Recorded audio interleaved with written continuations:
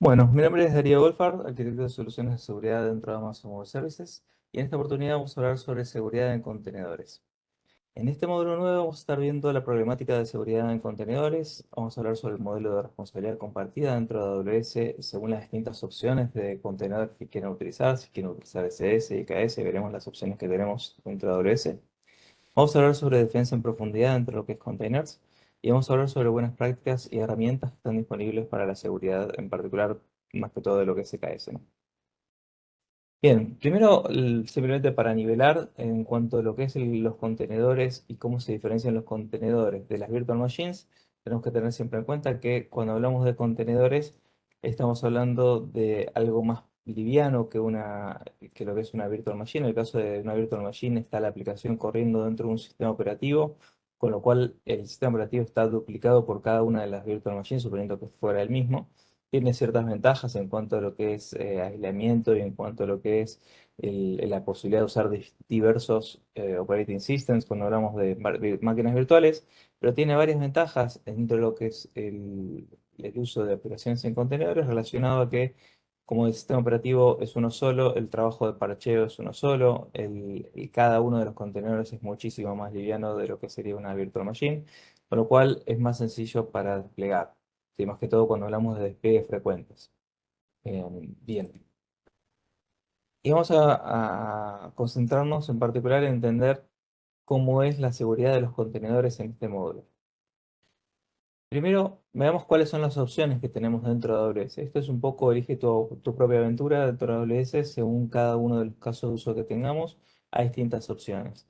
Tenemos primero la opción de SS, que es el servicio de contenedores de AWS, nativo de AWS en el sentido de que fue un servicio construido de una manera más desde cero. Mientras que tenemos por otro lado a EKS que está basado en Kubernetes, ¿sí? O sea, el Elastic Kubernetes Service es el que está más basado en ese estándar, con lo cual si quieren, digamos, si no están teniendo en este momento, bueno, vamos a ver un poquito en detalle en el modelo de responsabilidad compartida algunos de los beneficios para un lado o para el otro, pero si uno tiene que tomar una opción de decir, bueno, quiero algo más sencillo, algo más fácil de desplegar, menos trabajoso, SS suele ser la opción. Y cuando hablamos de algo que quiero mayor flexibilidad, quiero algo más estándar y más portable, no solamente en distintas infraestructuras, sino tal vez si ya están trabajando con la tecnología de Kubernetes, muchas veces se van por el lado de Elastic Kubernetes Service. Entonces, luego dentro de lo que son los modelos de despliegue, tenemos la posibilidad de desplegarlo sobre EC2, donde ustedes controlan el tamaño de las instancias, cuántas instancias, qué tamaño y la infraestructura sobre donde corren estos contenedores. Tienen la opción de ir al modelo de serverless en Fargate, ¿sí? Cuando hablamos de Fargate, ustedes como clientes no tienen el trabajo de ocuparse de cuántos servidores son, qué tamaño es el servidor, estirarlo, agrandarlo, achicarlo, nada de eso. Y por último tenemos la opción de Anywhere. Sí, Anywhere significa si uno tiene una infraestructura en la nube y dice, bueno, pero también tengo hardware que compré, que tengo on-prem, que quisiera aprovecharlo hasta que, por lo menos hasta que deje de ser válido, deje de ser útil, y quiero gestionarlo de la misma manera que gestiono los contenedores dentro de la nube. Entonces, para eso está SS o EKS en su modelo de Anywhere, ¿sí? En cualquiera estas son las tres opciones que tenemos disponibles para los dos sabores, tanto lo que es el Elastic Container Service nativo de AWS y el que está basado en Kubernetes. Bien. Veamos primero en lo que es el modelo de responsabilidad compartida en ECS. ¿Sí? Habíamos dicho que es un poquito más sencillo que EKS, vamos a verlo esto un poquito más en detalle, pero también existen diferencias en el modelo de responsabilidad compartida según si eligen desplegar sobre sus instancias EC2 y ustedes gestionar esas instancias o si eligen usar Fargate. ¿Sí? Aquí vemos, por ejemplo, la configuración, digamos, del SS, lo que es la configuración del sistema operativo que van a estar utilizando dentro de esa instancia, el tamaño de la instancia y la imagen. Las imágenes en sí son la responsabilidad de la del cliente, principales que me refiero a los que van a ir moviéndose de un lado para el otro, que vamos a ver. Y dentro de AWS se ocupar de todo lo que es el plano de control de ICS, con todo el cómputo, almacenamiento y todo lo que esté detrás, ¿no? las regiones, la zona de disponibilidad, todo eso es parte de lo que AWS gestiona. Ahora, cuando hablamos de Fargate, entonces aquí, como se puede ver en la imagen, ya ciertas responsabilidades como el tamaño de la instancia, la configuración de ICS y el sistema operativo ya pasan a estar más del lado de AWS, con lo cual el foco principal que ustedes tienen que tener a nivel de seguridad es usar imágenes seguras, partir de una imagen mínima necesaria, que vamos a hablar un poquito más de esto en detalles, pero es mucho menos la carga, la responsabilidad que le queda a ustedes del lado del cliente en cuanto a seguridad en contenedores cuando utilizamos SS Fargate. Ahora, cuando tomamos hacia lo que es EKS, aquí hay bastantes componentes más. ¿Sí? Aquí vemos lo que es el plano de control de Kubernetes, queda del lado de AWS. Y vemos todo lo demás que queda del lado del cliente, que tiene que ver con las imágenes del contenedor, pero también la configuración del clúster de KS, cómo hacer el scaling en los nodos de trabajo, en los worker nodes que tiene EKS, la configuración del sistema operativo, el kubelet, sí, las AMIs. Hay mucho más trabajo del lado del cliente. Y bueno, esto es, con la flexibilidad viene una responsabilidad un poco mayor, ¿no? Y cuando vamos hacia lo que es EKS con grupos de nodos gestionados, ahí empezamos a tener responsabilidad más partida entre lo que es la configuración del sistema operativo, kubelet, CRA y YAML.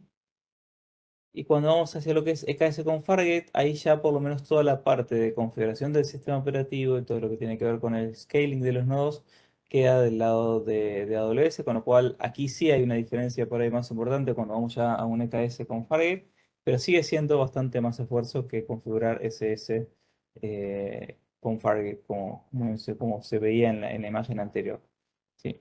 Y eso también tenganlo presente si alguno va a rendir la certificación de seguridad o una certificación como la SA Professional, también tengan presente este tipo de cosas. Bien, cuando hablamos de defensa en profundidad para contenedores, ¿sí? Aquí hay varias capas donde podemos aplicar controles de seguridad dentro de los contenedores. Primero, cuando hablamos del host, ¿qué host utilizar? ¿Sí? Utilizar una distribución optimizada para lo que es contenedores suele ser lo recomendable. ¿Sí? Tienen opciones ahí sobre qué quieren utilizar como host. Eh, Cuando hablamos del contenedor en sí, hay varias recomendaciones. Siempre hay tengan presente que aquí vamos a estar compartiendo un sistema operativo entre múltiples contenedores.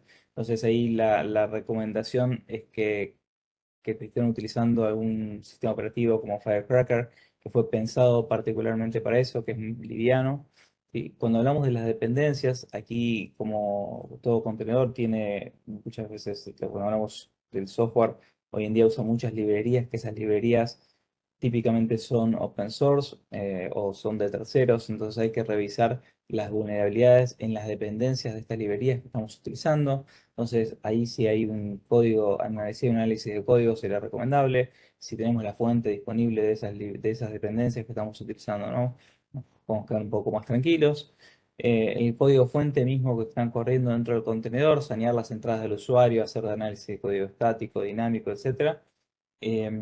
Cuando hablamos de la configuración, sí, aquí hablamos de configuración en varios aspectos de lo que es desde el sistema operativo para abajo. Hay varios aspectos de configuración, el no dejar claves, API keys, el tener cuidado de no estar haciendo uso de contraseñas embebidas dentro del código también, ¿no? O sea, ese tipo de cosas siempre hay que tener cuidado de acceder a través de los mecanismos que tenemos, como, así como hay Lambda Execution Roles y EC2 Instant Files, también en contenedores tenemos esos roles que podemos utilizar para pasarle esos privilegios a los distintos códigos y ahí pueden conectarse contra Secrets Manager y traer un secreto o acceder a un recurso dentro de AWS. Nunca embeban una API key, nunca embeban un secreto dentro del código. Y finalmente tenemos los datos del usuario que ahí tenemos que controlar qué datos estamos utilizando, si hay un dato personal identificable, entonces eso tenemos que tratar de que no esté dentro del contenedor mismo, ¿no? Bien, cuando hablamos de construir, cuando hablamos de construir pues, las imágenes para los contenedores, aquí tenemos un link que les comparto dentro de lo que es Docker de buenas prácticas para lo que es el armado de un Dockerfile. Pero creo que el punto por ahí básico y vital es empezar desde una imagen mínima como lo que es Scratch o Distroless, eliminar los binarios que no son necesarios en el tiempo de ejecución, quitar el acceso al shell para el contenedor. Todo lo que tiene que ver con buenas prácticas de la imagen en sí son importantes en cuanto a lo que es la seguridad total en ambientes con contenedores. Sí. Reducir el número de capas que tenemos, hay varios aspectos de reducir la superficie de ataque tratando de utilizar imágenes que son hechas a medida para esto, como hablamos antes de Firecracker. Em, Bien. Y cuando hablamos de, bueno, dónde se guardan estas imágenes de los contenedores, Amazon tiene el servicio Amazon Elastic Container Registry, que es un servicio que les permite almacenar estas imágenes. Como vimos previamente, cuando hablamos de Inspector, está integrado con Inspector también, con lo cual ustedes desde Inspector pueden escanear cualquier imagen de contenedor que esté dentro del Container Registry. E incluso el Container Registry, si quisieran una opción por ahí más eficiente en costos, tiene una opción más sencilla de Image Scan que no llega en la profundidad que tiene Inspector, pero permite hacer un escaneo pues, básicamente de las dependencias que tiene, que lo está haciendo con el open source Clear. Si habilitan esto, o sea, si no están usando Inspector, fuertemente les recomiendo que habiliten este Scan on Push, que es un tilde dentro de lo que es el ECR y van a tener algún escaneo. Aunque la recomendación general es ir para el lado de Inspector y escanear con Inspector esas imágenes que les va a dar muchísima más información en mucho más detalle. ¿Sí?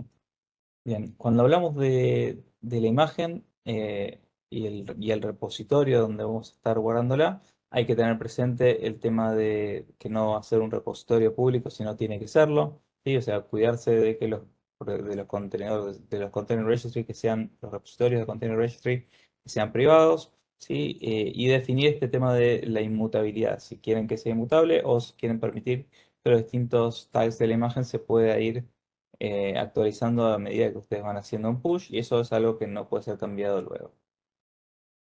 Bien, en cuanto a lo que es el firmado de imagen, una de las cosas que es una muy buena práctica es tener este concepto de cuando estoy construyendo esta imagen, le hago una imagen, hago un harden image y aquí es donde le hago un sign. Ese sign es el que nos va a permitir verificar a la hora de hacer el despliegue que no nos cambiaron en el proceso de pruebas el código que vamos a estar desplegando hacia producción.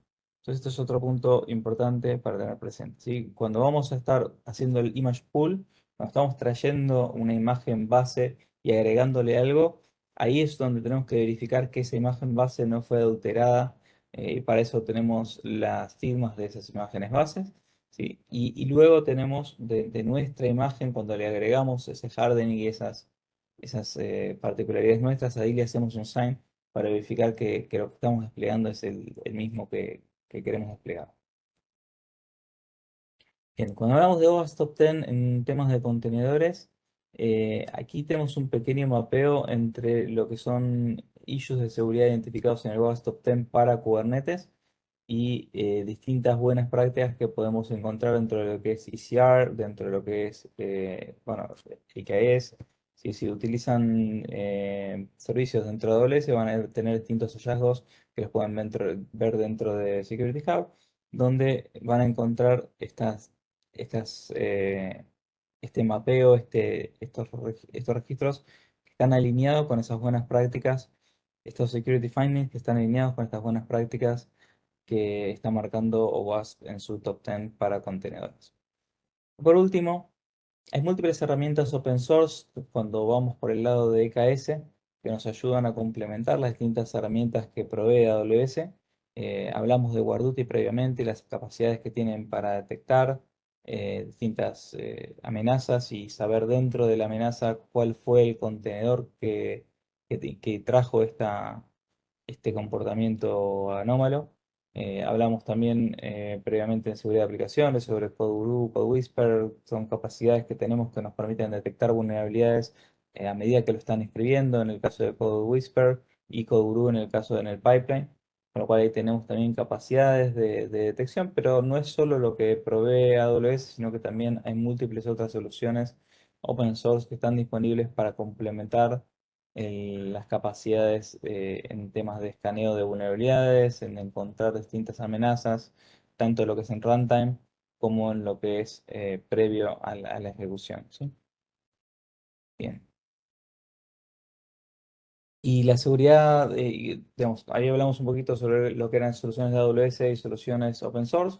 También hay múltiples soluciones de seguridad para contenedores de terceros, ¿sí? Donde pueden hacer análisis dinámico de las distintas amenazas, donde pueden hacer un análisis de riesgo en el clúster de Kubernetes, donde pueden hacer escaneos dinámicos y estáticos como parte del pipeline también. Sí, hay varias herramientas, Aqua, Qualys, Twistlock, hay varias herramientas que nos permiten ayudar a detectar estas vulnerabilidades previo a que lleguen a producción y evitar también estos desvíos, ¿no? Mantener esa inmutabilidad en los contenedores en la ejecución, tratar de que no sean mascotas, sino que siempre sean ganado, ¿no? O sea, no trabajamos sobre entrar y conectarnos a un contenedor y arreglar algo dentro, sino más bien el despliegue en masivo y trabajar sobre la imagen. Y finalmente, que no inyecten secretos que persistan en el disco, sí, para eso hay varias herramientas que también que nos pueden ayudar a encontrar esos secretos. Y ahí la recomendación es hacer uso de estas herramientas para aplicar la seguridad en cada una de estas capas que estuvimos viendo previamente y tener un ambiente de ejecución más seguro. Y con esto pasamos al módulo de protección de datos.